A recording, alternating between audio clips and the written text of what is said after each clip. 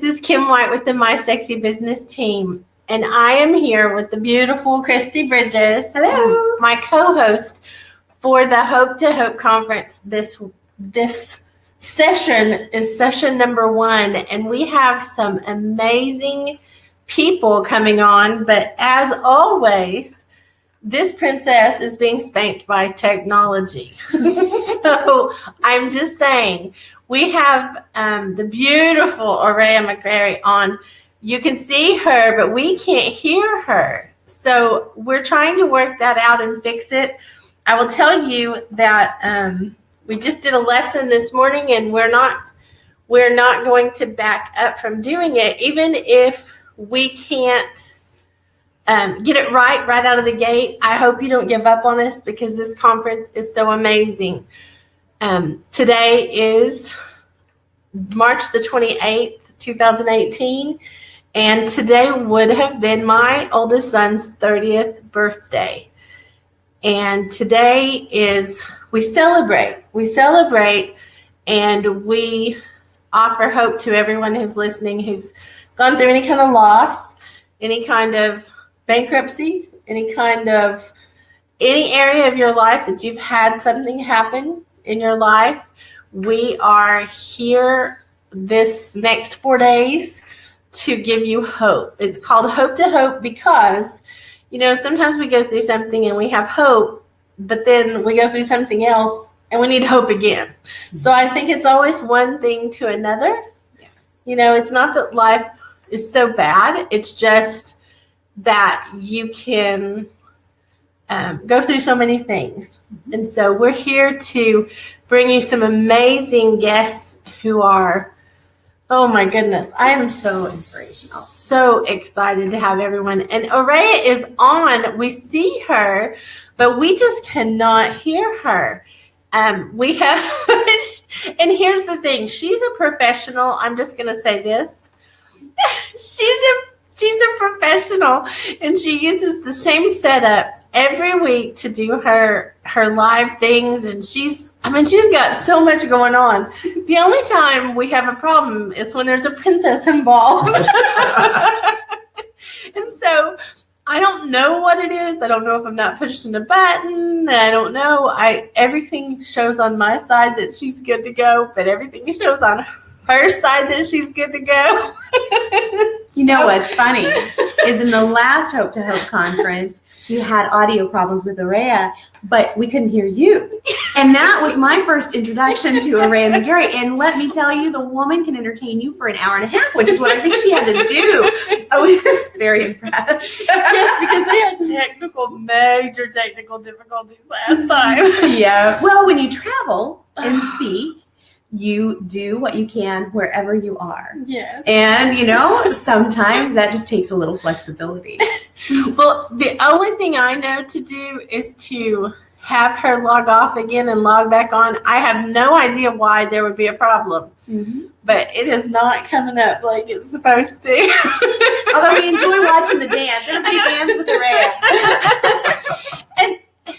And then when she comes back, I have to make a public apology. We'll wait. Oh, and Miss Ocelia's here. Let me get her. Let me get her pulled up too. Hello, can you hear us? Oh no, we can't. We can see your beautiful face, but we can't hear you. Can you hear us? Okay, she's not hearing us either. Oh my goodness, this is stressful. We will make it through. I have hope.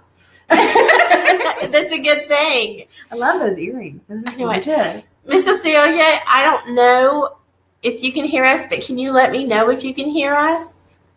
Do a thumbs up if you can hear us. We can see you, but I'm thinking that she can't hear us either. I'm thinking you're right. So if anybody's I can't see anybody. Can you see me? Can you post that you can hear us? Because I'm not sure why Hello? we're not able to hear anyone. I can't see the host so anymore. Maybe it's us. The team can see and hear you. Oh my goodness! You're so pretty. Can you hear me? I was going to say. I think this conference is so amazing. You can hear us? Awesome. And we can't hear you. Yeah, so we'll have to work on that. So it must be something I can hear you. But I don't know what. No, I can't hear you. Be. No, Should I can't. We sign off and back in. Can you hear me? No, if we sign off, we'll be done. I can't hear you. I'm trying to. I don't see the host either anymore. Do you? Muted. No one's muted. You don't see the host. Neither do I. That's weird. I'm wondering if everybody Let can me hear you Facebook all, her. and we just Hold can't on. hear you all. Oh. We're going to turn on another one and just see because we don't know what the problem is. And the truth is this conference is so amazing and such a big deal that is, it's standard that we can't, get something right on the technical side. That's right. The technical stuff keeps us from doing the best we can do. But we're doing the best we can do right now. Have her try to say something. Okay, can you say something? Can you girls say something and see if it comes on now?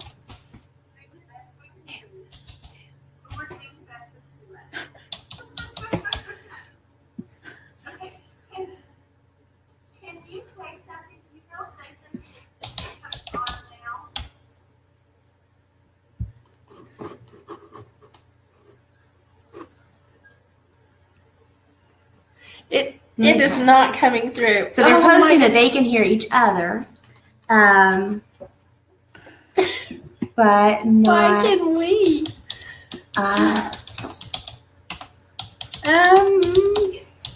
Get those little power lines at the top. No, that takes us off this screen. Oh, gotcha. If we leave the screen, here's what I do know. If we leave the screen, we end the thing. We can start a new thing. I am thinking that we are definitely having technical difficulties. I'm so sorry, ladies.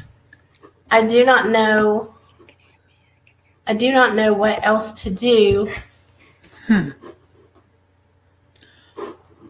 And it shows that we are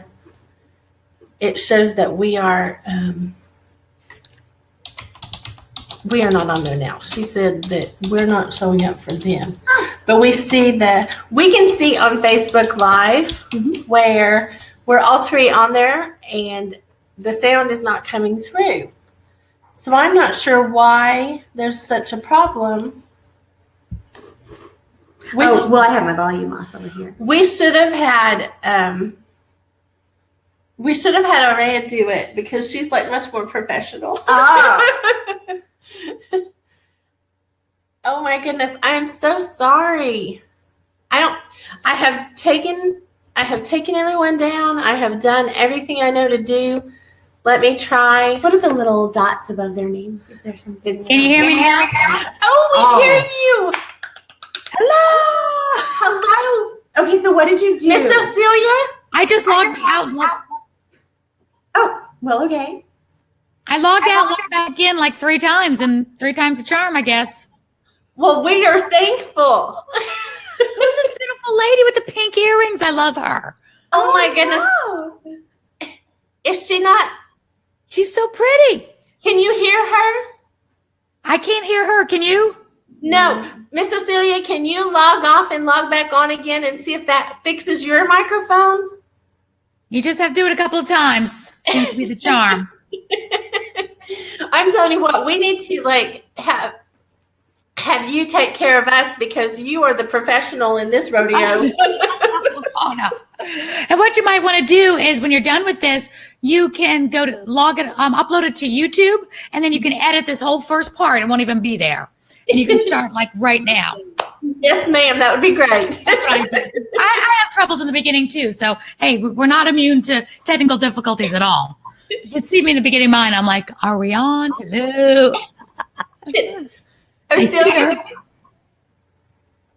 We still can't hear you. Yeah, it's got to be something with BeLive or something. It's not connecting well. Try Zoom. I really like Zoom. Haven't had any trouble with Zoom. And you can go Facebook Live on Zoom. Yeah, we need to fix something. Miss Aucelia, can you log off and do it again? Because I'm so sorry, but Aurea says 3 times is the charm. The 3rd time. Yeah. And I logged off, stop camera, log off, log back in. What a crazy morning. That's okay. It makes it fun. I am so glad you're here. And while I have a minute, I'm going to make a public apology because I just absolutely adore you and was, I guess, smitten with you enough that I kept calling you by the wrong name. I kept pronouncing your name wrong. And I heard it that way the first time, and that's what was stuck in my brain. So I just kept going. And you are so gracious, you didn't even correct me. What were you calling me? I don't even remember. Oh, good. Did not even faze me. I'll answer anything. Oh, you are so sweet. It's funny because you have hope above your head, and most people can't pronounce my name, and so they say it's like a ray of hope. A ray of hope. Nice. I like it. There you go. I love it. You are a ray of hope. Yeah. Thank you. My husband says a ray of sunshine. That's all good.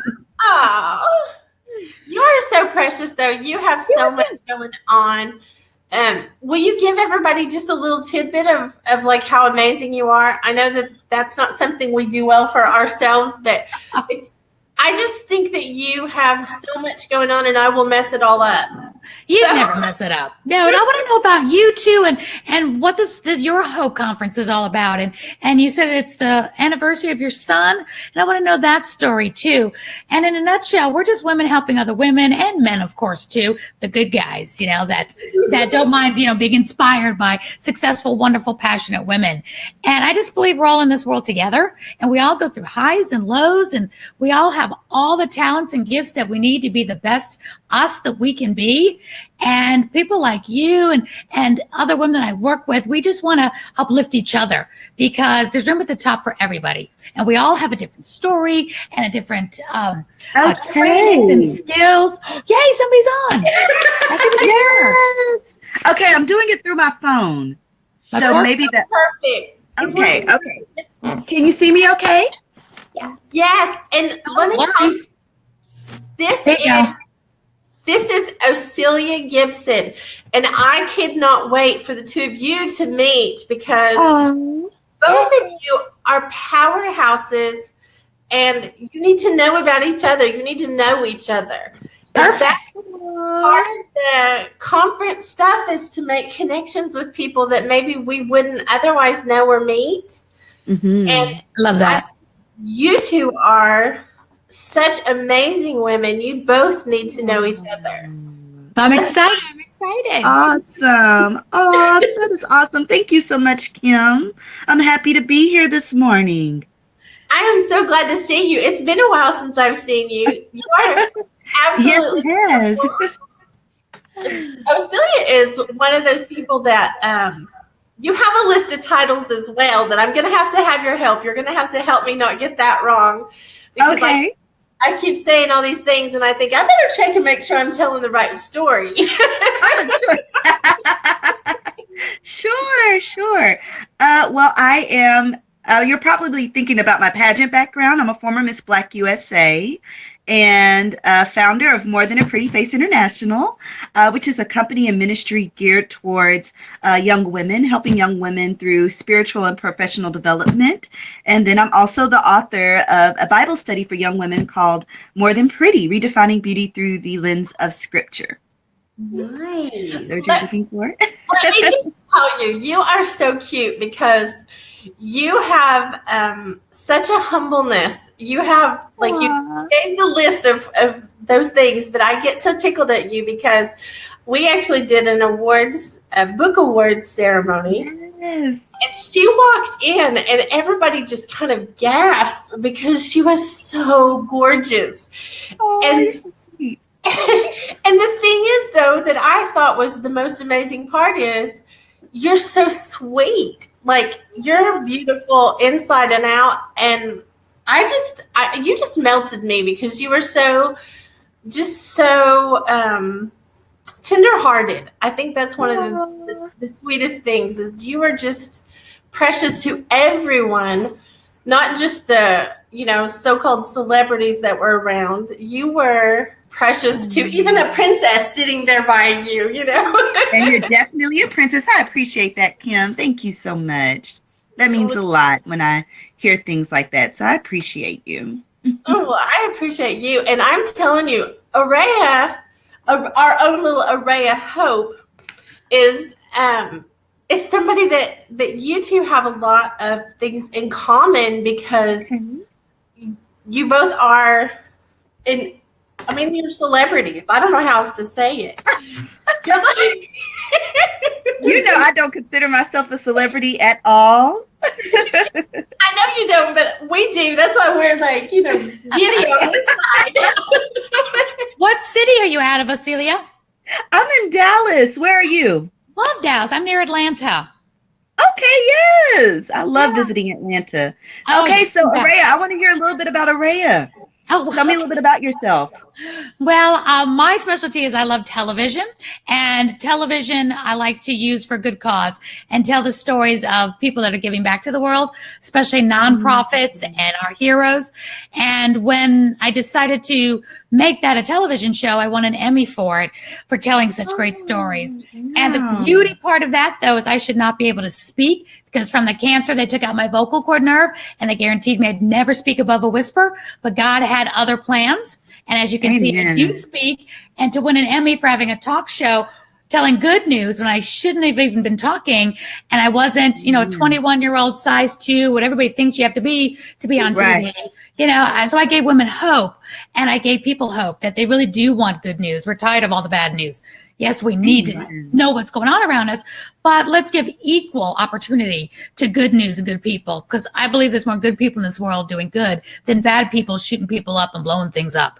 And that's just not what we see every day. We don't see the good. So after cancer, I promised God I'd be the voice for good and the voice for good news. And I'm hosting Atlanta Live, which is a Christian network here in Atlanta, and over 3 million people see that. I'll be hosting again next week, and I bring on my Legacy Award nominees and honorees at times as well.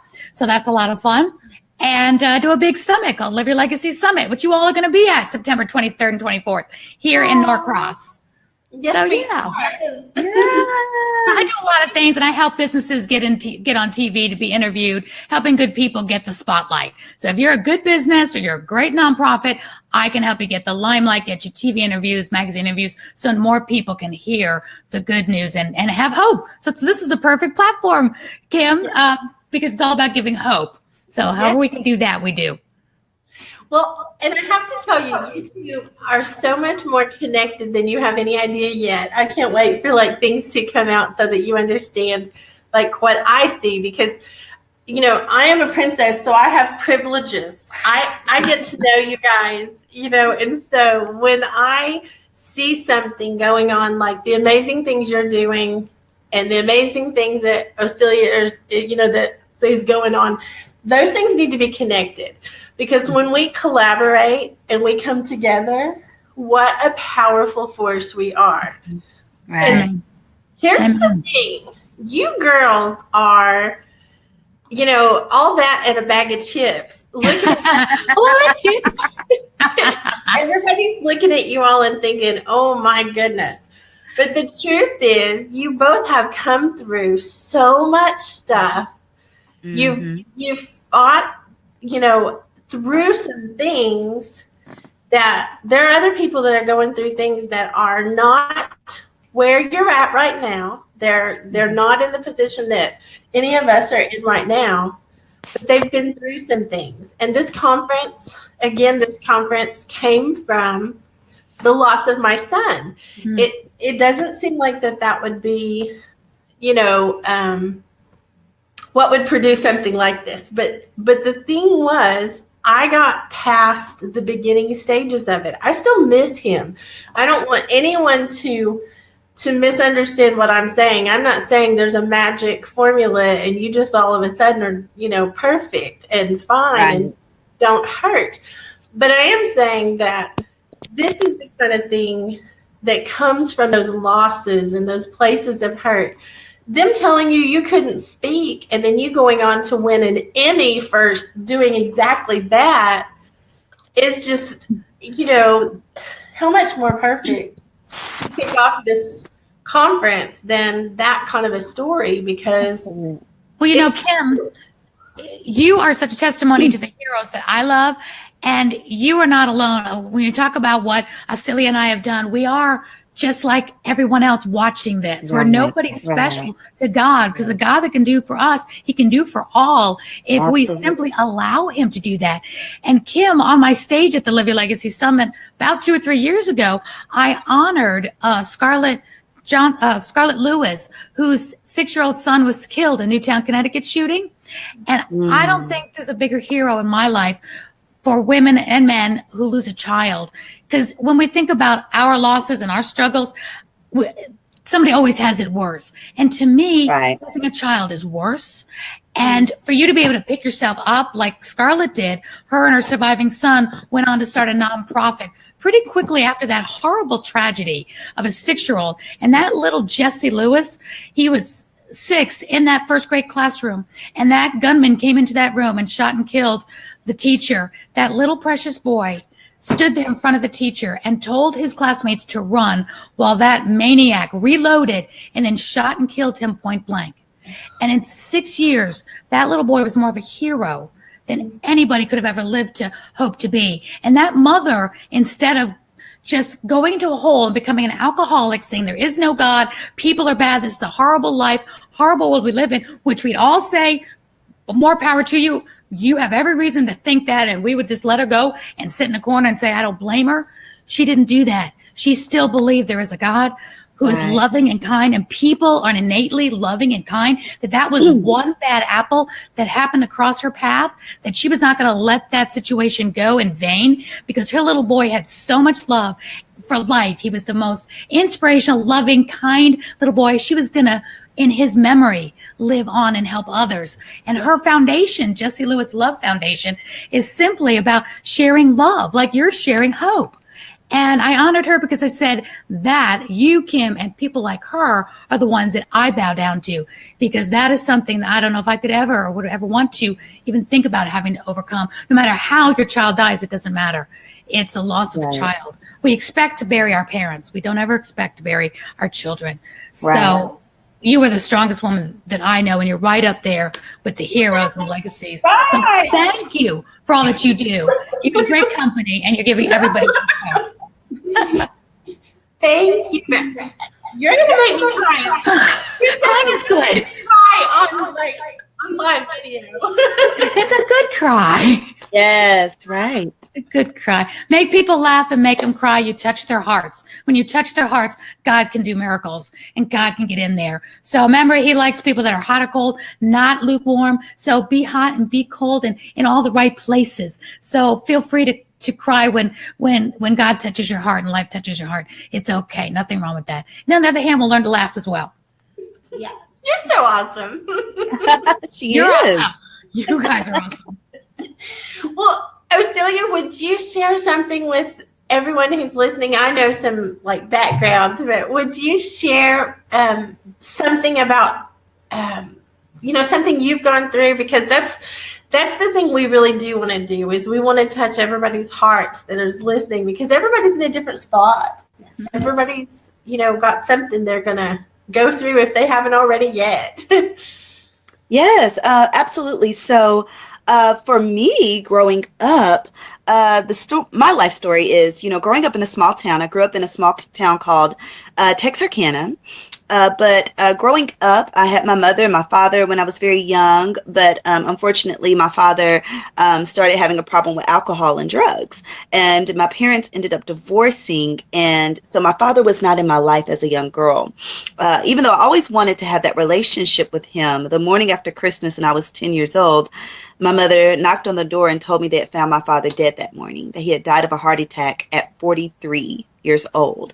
Now, at 10, I thought that was old, but now as an adult woman, I realize truly how young my father was. dying from a heart attack. So not only did I lose my father at 10 years old, I lost my dream of ever knowing him and ever having that relationship. And so in my adolescence, I sunk into a really poor self-worth issues, self-esteem issues. I also not only, oh, excuse me. Sorry, people are texting me. Okay. While I'm doing this on my phone. Okay, but I also, not only dealt with the devastation of losing my father as a young girl and having that hole in my heart from not having that relationship and that affirmation.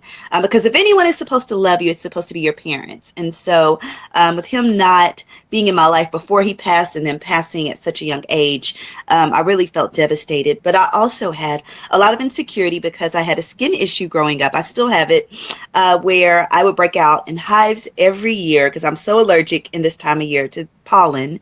And so around school, people would call me leopard and alligator skin and spotted body, right? Now, this was never said to my face. It was always behind my back. And I ended up finding out what people were calling me, to the point where I minister to girls. You know, I have my ministry to young women. I did a conference a couple of years ago in my hometown, and one of the girls came up to me at the conference and she was like, "Oh my gosh, Miss Ocielia, like you impacted me so much. This really helped me. And I never knew your name. Growing up, my cousins called you Leopard. I didn't know your name was Ocielia." Wow. Right. And kids are so honest. I know the sweet baby didn't have any harm in saying, she didn't mean anything by saying that. But to hear that a little girl in my community grew up always hearing me being called leopard because of my skin condition. And just now she's seeing that my real name is Ocielia. So that tells you how bad that was. But I was so insecure that I didn't even go to my senior prom. I don't know what it's like to go to my senior prom. And so it wasn't until that period of time that I actually came to know Christ, and I accepted Christ in my car. And it made all the difference before I went away to college, in helping me to understand who I am as a young woman in him. So although I had grown up seeing domestic violence in my home, divorce, a father that unfortunately, although my father was brilliant, had serious issues with substance abuse and then, died at a young age, regardless of how anyone in this world treated me and how people thought I was ugly and how I didn't even, have that relationship. I just so desperately wanted with my father. Regardless of how people in this world treated me, God let me know that Jesus died for me, regardless of what I face in the world. And so although I didn't have my earthly father, the reason I became so enthralled with Jesus at that time of my life and as a young woman and began walking with God so closely is because I got to know my Heavenly Father. And because God is literally the only father I've ever known. So much to the point where people are surprised to hear my story. They're surprised to hear my background. They would think that I grew up in a picture perfect family. But I'm just saying, but you know what? God just restores all of those broken pieces. I didn't have everything intact growing up. But the Lord grew me. The Lord groomed me. The Lord cultivated me into his princess, as you say, so that there is no mark of how I grew up and the things that I went through as a young girl. And I always tell people that healed girls become whole women. And that's why I love working with young women so much, because my scars, sin, issues, challenges, setbacks, losses are not my adornment. Victory is my adornment. So you don't look at me and see the things that I've been through. You're not supposed to. We are adorned with victory, not with the things that we have experienced and been through. Even though I can share it, it's not what adorns me. Well, I can tell you that it's such a hard thing for me to believe, and I know it's true, but it's a hard thing for me to believe that anyone would say anything except how gorgeous you are, because I watched at that red carpet event, the room stand still when you came in. Oh. And I think, that's the part that anyone listening, I actually was told at one point that I was too ugly to be used by God. And I believed it for a while. Like, well, because we. Oh my gosh! Who is? Oh, girl. You want to find him, right? You're an adult. That's horrible. Oh my gosh! I'm just in shock. Who would say such a thing? Okay. Anyway, Somebody go was ahead very with your hungry story. inside, that's for sure. Oh, Never said it. But the thing is that I realize is it's because of the damage they had inside of them that they would say anything like that. And, kids can be really cruel, but they didn't know what was going on with you. Like, and that's the thing is, if we look around and we would see what God says about us and we would see what is truly within us, it would change the outcome. Because we get to believing the negative self-talk.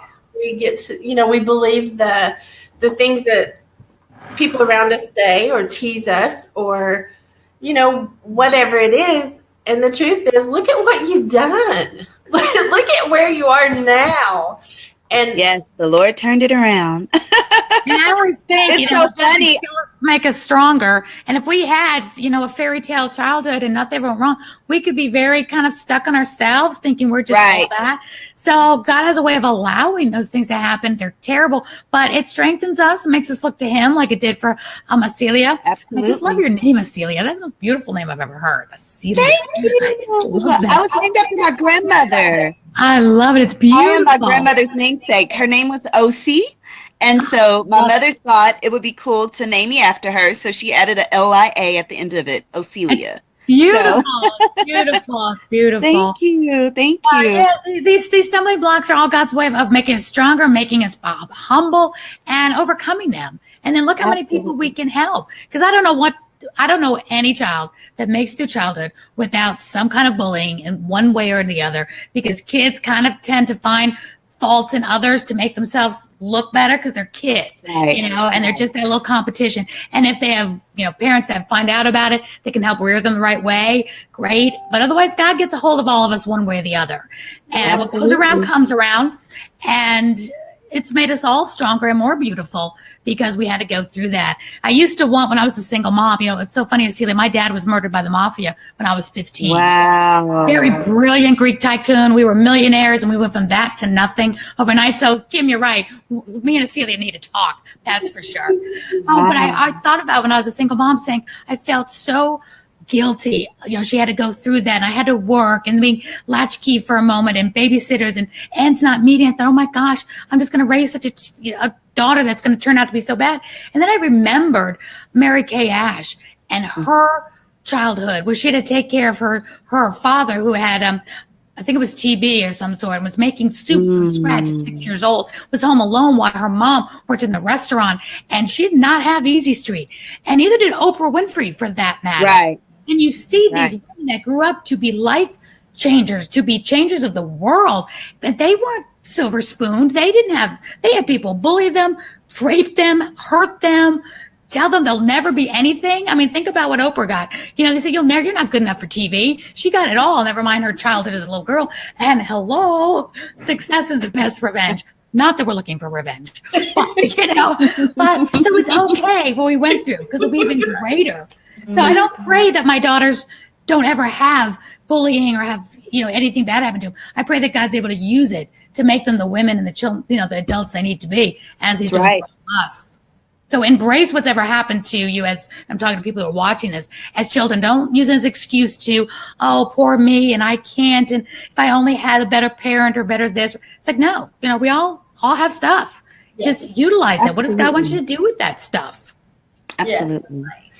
Well, I think if we're pampered too much, every possible downfall feels like the end of the world. Every possible trial feels like we'll never cope with it because we don't have the strength that comes from surviving. And that is why hope takes us to new levels of hope because it gets easier each time to believe. Aucelia, I have a question. Okay, yes. What inspired you to go the pageant route? Were you like, I'll show them? Or were you like already feeling good about yourself and just wanting to do it? And when you went through the pageant route, what were the struggles that you had? Because I know I convinced myself years ago that even Britney Spears wakes up in the morning feeling flawed somehow. Plastic surgeons are in business, you know. They're always sucking it and tucking it and nipping it. Oh my God. We all have those times though. So what happened to you? How did you get started? Well, it's really just a part of my personality because I was always a glamour girl. I am truly my mother's child. So my mother, I have a very close relationship with my mom, and I call her Superwoman affectionately because my mother, growing up and still to this day, always perfectly coiffed, always perfectly primed, and, you know, her house is just immaculate. She's just such a put together woman, but sweet as pie. And I like to try to be like her. I always wanted to be like my mother. So we were always into glamour and fashion and makeup. And so growing up as a little girl, when the Miss America pageant would come on television every year, we would crowd around the television and watch it. We would root for Texas always because we're from Texas. And we would just cheer on the girls. And so we always watched pageants growing up. So I was always very interested in it, just the whole glamour aspect of it. And then I thought that the young ladies that competed, they were so elegant and they were talented and they were so well spoken. And I was like, wow, you know, that is amazing. I just saw them as role models. But we didn't have the money for me to compete. Honestly, I asked her as a little girl if I could compete in pageants. We didn't have the money. And honestly, I was insecure. I really didn't feel confident enough to compete. And so after I became a Christian and I started following the Lord, when I went to college, I made a decision that I wasn't going to be downtrodden on myself anymore. I was like, forget what everyone is saying about me. I'm going to go for this. And I'm not going to be that same girl I was growing up. I'm not going to let anyone stop me from doing anything. Because as I said, I didn't even go to prom because I felt so hideous. And so it's like, I'm not going to do this anymore. So I went to college, and that's when I decided to start competing. And I fundraised for every competition I did. I put together fundraisers and got sponsors. I trained. I got a coach. I worked so hard. And throughout college is where I started competing in pageants. So I started at 17. And I retired at 27. So it took me 10 years to become Miss Black USA. My goal was always to get a national crown. And so at 17, when I started, God showed me that my aspiration to do pageants had a deeper purpose. And so God woke me up in the middle of the night and showed me that I would win titles over specific regions so I could reach girls in those regions. I love it. And so that was my strategy. So God showed me, you're going to win these titles and you're going to gain access. You'll have favor because you have this position. And so it was very easy for me when I won a title in a particular, area. I would have access to schools. I could call up schools and ask to speak to the girls and do assemblies and do programs. And people opened the doors because I was Miss such and such. I was Miss Texarkana. I was Miss Texas, Miss Black Texas. I was, whatever the title was, I was able to go into areas and to reach more girls because I had a position. And so I used it for ministry purposes. God allowed me to start More Than a Pretty Face, my girls' ministry, when I was a sophomore in college. And so that was always my platform. As I competed, More Than a Pretty Face, Empowering Young Women was my platform for girls. And that's how I utilized it. Now, the challenges that I faced was really persevering because it was really in my heart to become Miss Black Texas. God laid it on my heart that I needed to be Miss Black Texas because what I noticed when I did the mainstream pageants is it wasn't always welcomed doing stuff in the Black community or in inner city communities with Black and brown faces. And I had a deep burden as a Black woman to make sure I was a positive role model and went and gave back to my community. I really wanted to be that light in that community. I had a really deep burden for it. And so what I realized is that, okay, Miss Black Texas would be a great avenue for me to do that, because my heart to do that wasn't always welcomed in other pageant systems. So going for Miss Black Texas, it took me 3 years to win. I did 3 tries. I was second runner-up 2 years in a row, and it was really hard my third year to go back. I mean, I worked hard. I'm a classical pianist. I've played piano since I was 8 years old. My bachelor's degree is in music. So I worked hard in talent. I worked hard in interview. I would wake up every morning and read USA Today newspaper so I could be ready for an interview, watch countless hours of CNN, C-SPAN, Fox News, everything. I wanted all perspectives, learning everything I could about what was going on in the world, training, practicing questions. I just did everything I could. The modeling, the book on the head, all of those things that you see, like I literally did that. I learned how to walk in heels with the book on my head. I learned all this stuff. I worked out. I went to boot camps. I did all of this stuff. And so finally, after 3 tries, I won Miss Black Texas, and that's what qualified me to go to Miss Black USA. And upon going to DC at Miss Black USA at the national competition, I won and was able to minister to some fellow contestants while I was there as well. And so the Lord showed me that a delay is not a denial, that although I didn't win when I wanted to, when I went to Miss Black USA, that was the year that he wanted me to win. And that was the year he wanted me to meet the young ladies that I ministered to there, and the year he wanted me to have that national influence. So, yes, I know that was a long answer, but God's always on time. I love it. No, that's awesome, because, you said something very profound that most people don't consider. Is that we are promoted or positioned for a purpose. Right. Like we are not just, I'm not just a princess just to be a princess, Right. And I kind of laugh because I have this saying, and I think that all of you will agree, it takes a lot of sacrifice to be a princess. And I'm not being a smarty pants when I say that. We give up a lot of, privacy. We give up a lot of time. I mean, you just described what would be to me a horrible thing to have to watch CNN, watch the news. But the fact that you had the strength to go through and do those things, and the strength, because I will just be honest, if I had been second runner up two times in a row, I'm not sure I would have gone back for the third round, because 3 times the charm. Remember that. Yeah, right. Felt that going on today. It was for me because the Lord had spoken to my heart about it. The Lord had given me that vision. If the Lord had not spoken so clearly to me and impressed it upon me that I was supposed to be Miss Black Texas, I don't know if I would have persevered, to be honest. Yes. But it's when sometimes you just know that that the Lord has showed you something, right? Yeah. Amen. And so I couldn't let it go.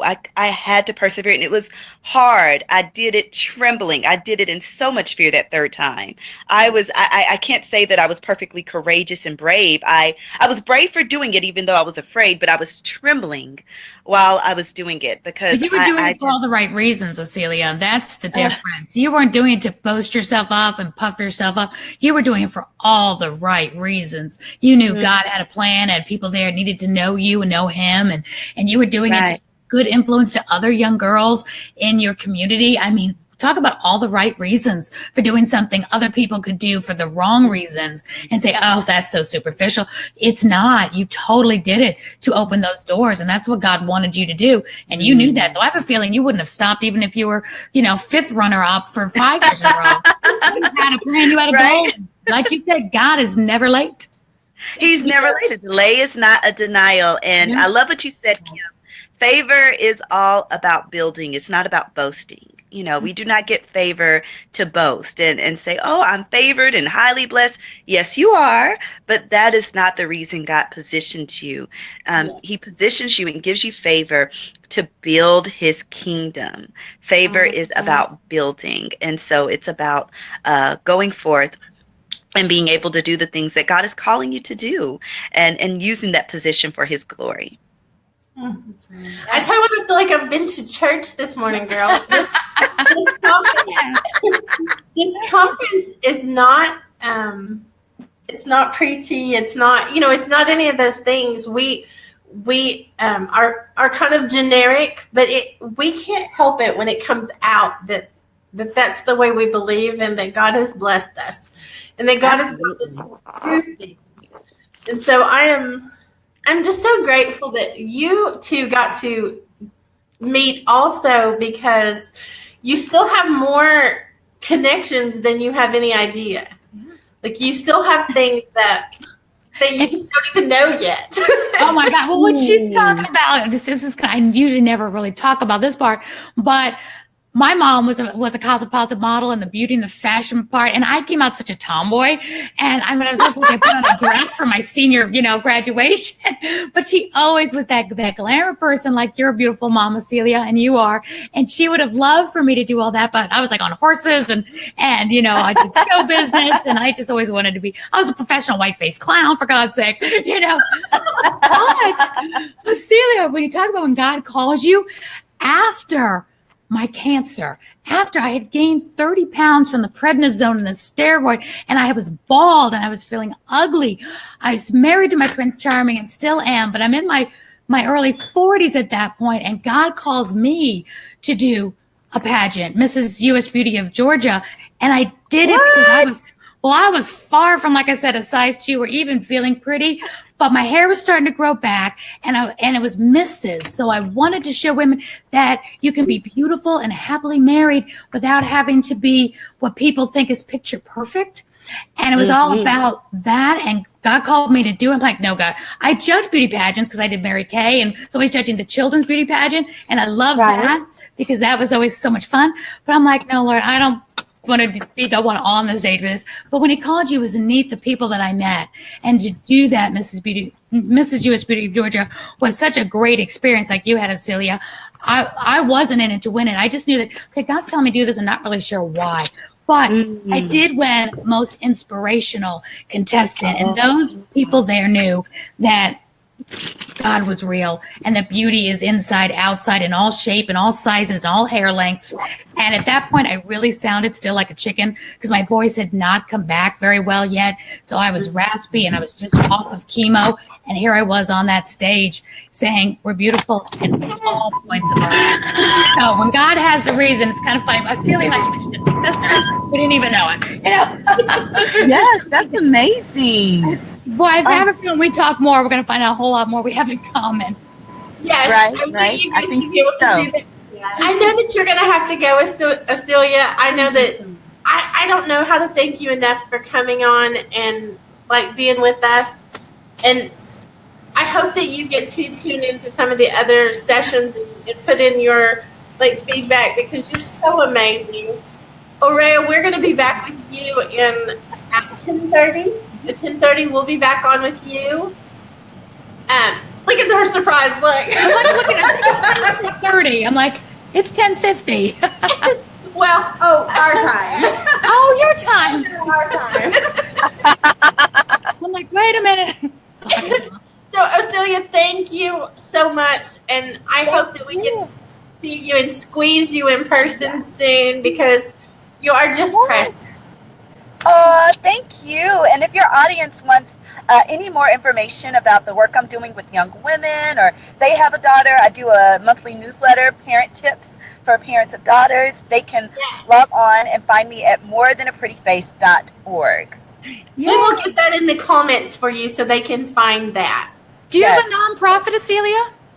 I used to. More Than a Pretty Face was a nonprofit until 2013. And now we're an LLC, More Than a Pretty Face International. So, but I do support proceeds from More Than a Pretty Face International. I actually support nonprofit I Can Fly International. They actually do homes and schools for girls in Kenya who are child brides and are victims and survivors of sex trafficking. Oh my gosh, we need to talk. We still have to talk. I've got some things coming up I want you at. Absolutely. Okay, awesome. Yes. Let's talk. Let's do it. I need you to call me. Okay.